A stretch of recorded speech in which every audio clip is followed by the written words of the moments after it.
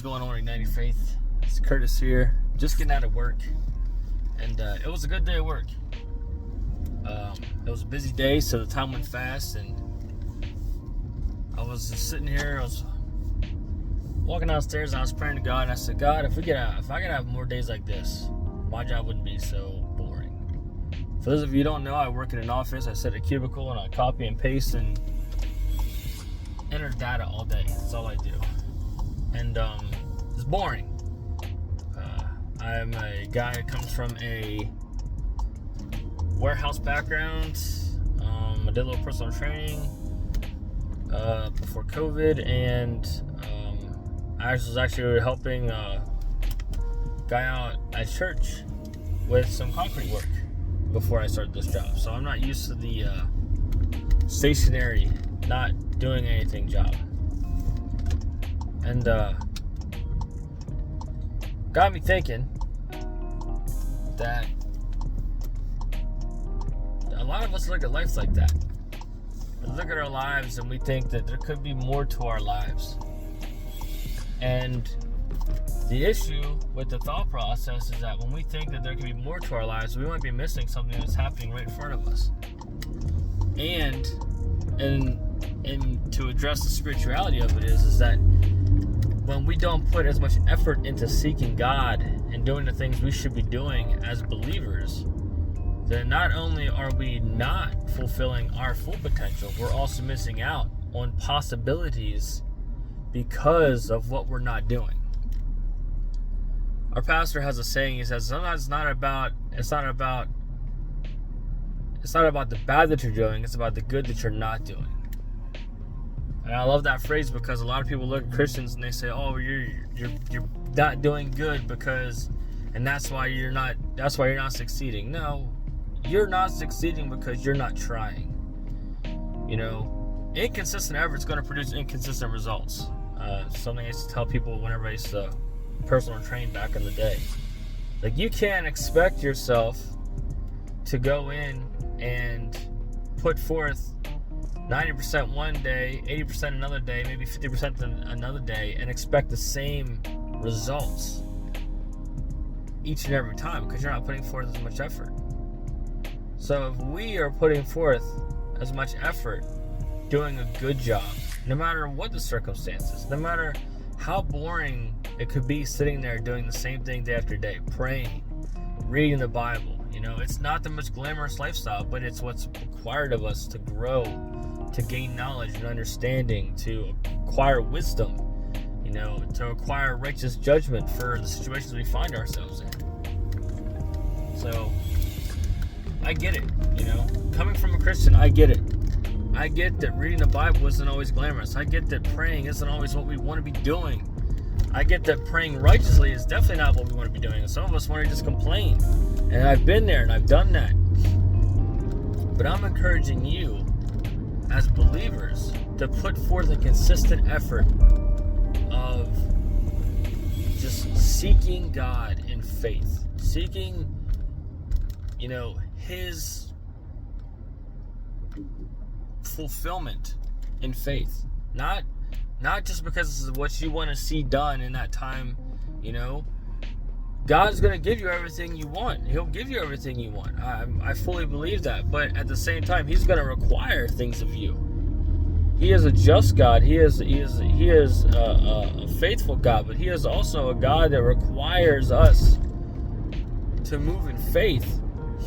And the thing is that moving in faith is not always what we want to do. Moving in faith means that we don't get to spend money. Or moving in faith might mean we need to move outside of our comfort zone, or moving, you know, it's not glamorous. It's not always glamorous. Like my job when I'm sitting here at the cubicle day after day. It's not a glamorous job, but what I do helps people. What I do, you know, makes sure that someone's going to get their due back from the insurance companies. And we all know that the insurance companies take enough from us when we need help to live as is. So I'm doing what little I can, and some days I'll do thousands of spreadsheets. Some days I'll do hundreds of spreadsheets, and those hundreds of spreadsheets days are really boring and they take forever and they're long. But you know what? I'm still helping hundreds of people. I'm still helping hundreds of individuals, and you know, that is what my job requires of me. So I'm encouraging you to not look at what your expectation is, because you are going to expect things, and it's okay to expect things. I'm not saying not to expect things, but in light of what your expectation is, why don't you look and see what God's expecting from you in return? Because God, you know, requires service. He requires action. He requires us to be more than just Sunday Christians. And He requires us to be more than just wake up and go to sleep prayer people. He requires us to be vigilant and consistent in everything that we do. It's not enough to go to church on Sunday just to turn around and to be a heathen on Monday. So I just want to encourage you guys, and I get it. Believe me, coming from a believer who trusts God and loves God and wants everything, you know, that God has for his life, but also, you know, has struggled to put in that work. I'm encouraging you that it's worth it to put in that work. There are some days, and this is going a little longer than I would like to go for the hot shot, but there are some days when I have realized that when I don't pray in the morning, when I don't get up and I do my 15, all I do, you know, for reference, I do 15 minutes of Bible reading and I do 15 minutes of prayer, at least. You know, but that's my minimum. That's what I minimally want to do every single day. Obviously, I want to stretch for more. I do pray more. I do read more.